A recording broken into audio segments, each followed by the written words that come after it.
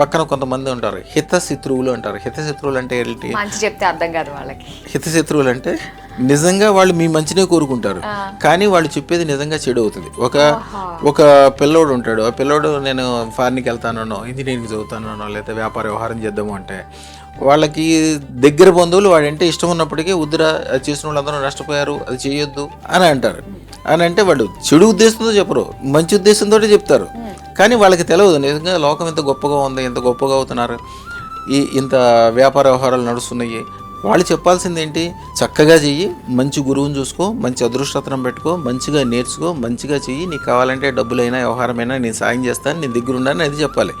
మనిషిని ఎవరైతే ఎప్పుడైతే వెనక్కి వాళ్ళ ముఖం కూడా చూడదు జీవితంలో. మీకు ఇందాక చెప్పాను, అదృష్టత్రం అమ్మవారు ఆజ్ఞిస్తేనే పెట్టుకోగలరు. ఎన్టీ రామారావు మా తాతగారి దగ్గర అదృష్టత్రం పెట్టుకున్నాక ఆయన చనిపోయే వరకు ప్రతి ఉగాదికి బట్టలు ఇవ్వందే ఉగాది చేసుకునేవాడు కాదు.